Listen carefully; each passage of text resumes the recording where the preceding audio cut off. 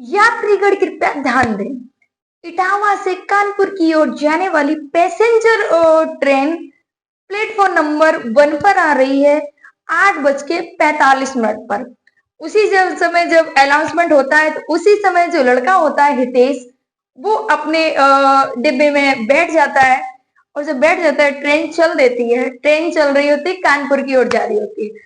जब वो हितेश बैठ जाता है उसके बाद में एक दूसरा स्टॉप पड़ता है भरतना। जब भरतना पड़ता है तो उसी में एक लड़की आती है और वो नीचे सीट पर बैठ जाती है। हितेश जब बैठा तो ट्रेन काफी खाली थी, वो ऊपर वाली सीट पर बैठा हुआ था। उसके बाद में जब उसने देखा कि जो दूसरा स्टॉप आया भरतना, वहां पर एक जो महिला आई है वो नीचे वाली सीट पर बैठी। उसने जैसे ही नजर उठा के देखा तो उसने देखा ये तो मेरी तलाकशुदा पत्नी है। जैसे ही उसने देखा तलाकशुदा पत्नी है तो पत्नी ने भी एक बार हितेश को देख लिया। पत्नी का नाम होता है रागनी। जब पत्नी ने एक बार हितेश को देख लिया तो वो खिड़की की तरफ देखने लगती है, बाहर का नजारा नजरअंदाज कर देती है पति को। क्या देखना है, इस इंसान ने तलाक दे दिया है, वो देखने लगती है। उसके बाद में हितेश को एक मन में आए कि चलो क्यों ना थोड़ी देर बात की जाए रागनी से, बहुत दिनों बाद मिली है। और जो रागनी की हालत होती है वो बहुत ही ज्यादा अच्छी नहीं होती है। वो पहले से काफी कमजोर हो गई थी और एक पुरानी सी साड़ी पहन रखी थी उसने। जो हितेश होता है उसको बिल्कुल अच्छा नहीं लगा देखकर, वो गया जो बाजू वाली सीट पर जो दूसरा व्यक्ति बैठा था। हितेश ने बोला भैया आप इस सीट से यहाँ बैठ जाइए, मेरी सीट पर आप बैठ जाइए और मुझे यहाँ पर बैठने दो। तो वो व्यक्ति ने बोला ठीक है आप यहाँ पर बैठ जाइए। हितेश ऊपर से उतरकर अपनी वाइफ तलाकशुदा पत्नी की बाजू में बैठ जाता है। फ्रेंड्स आप सभी को मेरा प्रणाम, मैं सरिता राठौर। कहानी शुरू करने से पहले आप सभी से बस एक ही विनती है कि मेरे चैनल को लाइक और सब्सक्राइब जरूर कर दीजिएगा। तो ये जो स्टोरी है दिल को छू लेने वाली है। मैं आपको बता दूं तो हितेश ने पूछा कैसी हो रागनी। रागनी ने बोला ठीक है, कट रही है जिंदगी। तो उसने बोला हितेश ने रागनी तुम बहुत कमजोर हो गई हो पहले से, क्या हुआ? बोले नहीं ऐसे ही है, चल रहा है। ऐसी तो थी हाँ, पहले ज्यादा अच्छी लगती थी, अब थोड़ा कम अच्छी लगने लगी हो क्योंकि अभी थोड़ी टेंशन रहती है। वैसा पहले वाला जीवन तो अब नहीं रहा है। काफी बदलाव तो आते हैं जिंदगी, हमारी भी जिंदगी में बदलाव आ गया है, आपको अच्छे से पता है। तब हितेश वहां पर मौन हो जाता है, शांत हो जाता है। उसके बाद में रागिनी ने पूछा अच्छा ये बताओ हितेश माँ कैसी है? तब जब हितेश ने बोला कि माँ अब नहीं रही इस दुनिया में, तो रागिनी वहां पर मौन हो जाती है, चुप हो जाती है। रागिनी रागिनी ने पूछा माँ को क्या हुआ? बोले तुम्हारे जाने के बाद में जब हमारा तलाक हो गया तो माँ हमेशा तुम्हें याद करती थी और हमेशा एक ही रट लगा के रखती थी कि बेटा रागिनी को ले आओ जाके, मेरी बहू को ले आओ जाके। पर उन्हें कौन बताए कि एक बार तलाक होने के बाद में वापस को बहू बहू को वापस नहीं ला सकते हम। जब माँ को मैं बोल देता तो माँ काफी परेशान और दुखी हो जाया करती थी। वो हमेशा तुम्हें याद करती थी क्योंकि माँ को तुम बहुत पसंद थी और तुम जिस भाव से माँ की सेवा करती थी वो शायद ही किसी और को वो उस उससे देख सकती, लेकिन आज वो नहीं रही हैं। तो रागिनी वहां पर चुप हो जाती है और बोले कि बहुत दुख की बात है, माँ नहीं रही और मैं उनको देख भी नहीं पाई लास्ट समय में, क्या किया जाए? तो वो रागिनी बोलती है हितेश से कि काश अगर आप पहले ये सब चीजें थोड़ा सा मेरी बात को उस समय मान लिया होता तो आज शायद माँ भी होती हमारे साथ में। हितेश ने बोला हाँ ये बात सही है रागिनी, और पर मैं अब पहले से बहुत बदल चुका हूँ। माँ के जाने के बाद मैं अकेला पड़ गया, अब मैं खुद ही बनाता खाता हूँ और स्कूल में जाता हूँ। स्कूल से आने के बाद मैं बच्चों पढ़ाने के बाद मैं घर पे भी कोचिंग वोचिंग पढ़ाने लग गया हूँ क्योंकि अब समय काटे नहीं करता है। तो वो रागिनी ने बोला कि काश अगर आपने पहले हमारी बात मान ली होती तो कितना अच्छा होता। आज आप बदले हैं, कितना मैं आपसे रिक्वेस्ट करती थी, विनती करती थी कि आप बदल जाइए, ये शराब पीना दारू ये सब छोड़ दीजिए, अच्छा नहीं है, पर आपने बात नहीं मानी। सुरेश ने जो हितेश होता है, हितेश पूछ लेता है कि रागिनी तुम क्या कर रही है इस समय? तो रागिनी ने बोला कि मैं तो बस स्कूल में पढ़ाने जाती हूँ। हितेश ने बोला कि स्कूल में पढ़ाने जाती हूँ, जब हमारा तलाक हुआ था तो तुमको कोर्ट ने भी आपको ये ऑफर मिला था कि हम 15 लाख आपको रुपए दे रहे हैं। आपके वकील ने भी आपको दिलवाने की पूरी कोशिश की और हम भी देने के लिए तैयार थे कि आपको 15 लाख रुपए, अगर आप उस समय रुपए ले लेती वो 15 लाख, तो आप खुद का स्कूल चला रही होती उस समय, आपको किसी के यहाँ नौकरी करने की जरूरत नहीं पड़ती।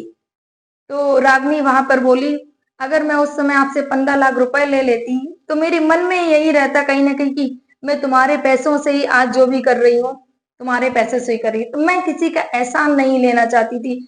जब आपने हक की, जो मेरा पत्नी होने का हक है, वही हमसे छीन लिया, हमें तलाक दे दिया, तो फिर क्या मतलब है ऐसे रुपए का लेने का। मैं नहीं लेना चाहती थी, मेरा भी अपना स्वाभिमान है, आत्मसम्मान है, इसलिए मैंने उस समय आपके रुपए को नहीं लिया। चलिए बात को आगे बात बढ़ती है। उसी समय कुल्फी वाला आता है। कुल्फी वाला आता है तो जो हितेश होता है उसने बोला कि रागनी कुल्फी खाओगी? रागनी ने बोला नहीं नहीं खाने। अरे हितेश ने बोला खा लो कुल्फी, खा लो, कुल्फी में क्या है? तो रागनी ने बोला ठीक है कुल्फी तो मैं खाऊंगी, पर इसके जो रुपए होंगे मैं पे करूंगी। तो हितेश ने बोला ठीक है भैया आप ही पे कर देना, कोई बात नहीं, हम नहीं देंगे, लेकिन खा तो लो कुल्फी। तो दोनों लोग कुल्फी खा लेते हैं। कुल्फी खाते खाते बातें करते हैं। तो हितेश ने पूछ लिया, अच्छा ये बताओ कानपुर क्या करने जा रही हो? तो रागनी ने बोला कि मेरी माँ कानपुर में एडमिट है और बड़े वाले भाई के पास में माँ रहती हैं और माँ की तबीयत सही नहीं, इसलिए माँ को देखने जा रही हूँ, माँ से मिलने जा रही हूँ मैं। जब उनको पता चला कि मैं माँ से मिलने जा रही हूँ, माँ की तबीयत कुछ दिनों से सही नहीं है, तो इस वजह से मैं माँ को देखने जा रही हूँ। तो हितेश ने पूछा अच्छा कब लौटोगी? तो हितेश ने, रागनी बोलती है मैं कल ही वापस आ जाऊंगी, माँ को देखकर बस कल सुबह में आ जाऊंगी। तो रागनी ने बोला आप क्या करें? बोले बस मुझे भी थोड़ा काम है, मैं भी कल लौटूंगा। तो हितेश ने एक रिक्वेस्ट की कि क्यों ना हम साथ में कल जब वहां से कानपुर से जब वापस आ रहे हो तो मैं भी कल आऊंगा, तो आप मेरे साथ में ही आइएगा। तो रागनी ने बोला अरे कहाँ, आप कहाँ, हम कहाँ जनरल में सफर करने वाले हो, आपका रिजर्वेशन आपका होगा, आपका रिजर्वेशन होगा, मैं आपके साथ कैसे आऊंगी? नहीं नहीं। तो हितेश ने बोला कोई बात नहीं, मैं ही टिकट करा लूंगा, हम दोनों लोगों के साथ में ही टिकट करा लेंगे, पर आप वादा करो कि आप कल हमारे साथ में ही आओगी।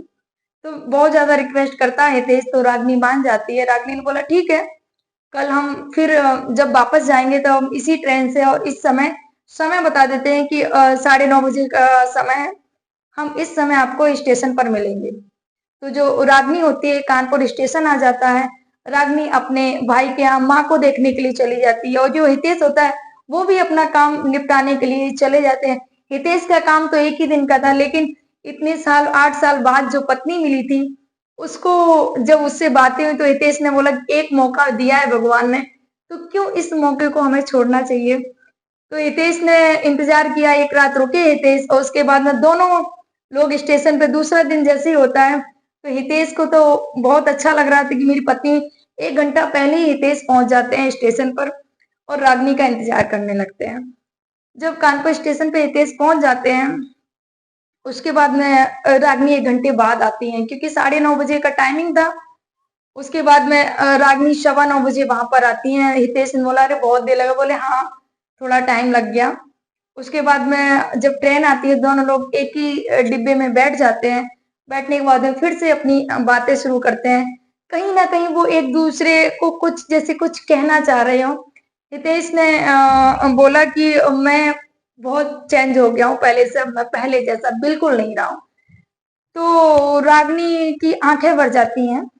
रागनी बोलती है रागनी बोलती है कि अगर आप पहले मेरी बात मान लिए होते तो आज हमारा बेटा एक 4 साल का होता, एक 6 साल का होता।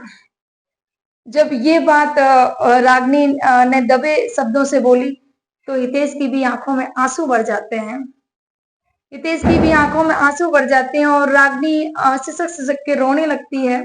हितेश के कंधे पर अपना सिर रख देती है रागनी और बोली कि आज हमारे भी दो दो बच्चे होते और आज हमारा भी परिवार अच्छा खासा हंसता खेलता हमारा ही परिवार होता, और शायद माँ को भी अभी कुछ ना हुआ होता, क्योंकि अभी उनकी उम्र नहीं थी जाने की।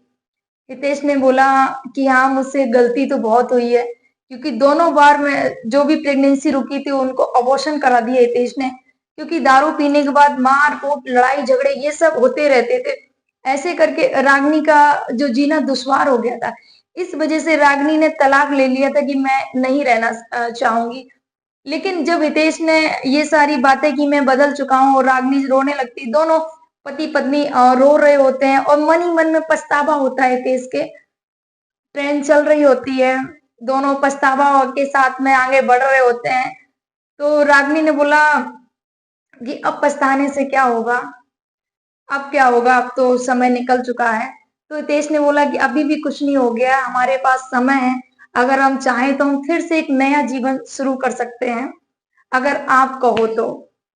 तो हितेश ने ट्रेन तो आगे बढ़ ही रही थी, तो रागिनी के मन में भी बहुत सारे सवाल थे। रागिनी भी उन सवालों का जवाब चाह रही थी और हितेश के मन में भी बहुत ग्लानि थी, बहुत दुःख भी था, पश्चाताप था कि मैंने बहुत गलत किया अपनी पत्नी के साथ में। जब ट्रेन बढ़ रही थी तो हितेश ने बोला अभी क्या सोचती है? बोले क्या सोचेंगे? हितेश ने बोला तुम्हारा स्टेशन आने वाला है और बड़तना स्टेशन आने ही वाला था। हितेश ने बोला कि क्या सोच रही है? बोले कुछ नहीं सोच रही हूँ, अब लग रहा है कि अब अपनी जिंदगी की नई शुरुआत हमें कर देनी चाहिए। अब मैं अपने मायके नहीं जाऊंगी, अब मुझे मायके की राह नहीं देखनी है। अब मुझे अपने ससुराल जाना है, अब मुझे अपने पति के साथ जाना है और हमें एक नई जिंदगी की शुरुआत करनी है। जब जो रागिनी होती है उनका स्टेशन निकल जाता है, उसके बाद में आता है इटावा स्टेशन और दोनों पति-पत्नी खुशी-खुशी अपने घर के लिए इटावा निकल जाते हैं और अपने घर पहुँच जाते हैं और एक नया जीवन, नए जीवन की शुरुआत करते हैं। तो फ्रेंड्स कैसी लगी हमारी ये आज की स्टोरी? फ्रेंड्स अच्छी लगी तो प्लीज़ लाइक, शेयर और सब्सक्राइब ज़रूर करिएगा। जय हिंद, जय भारत।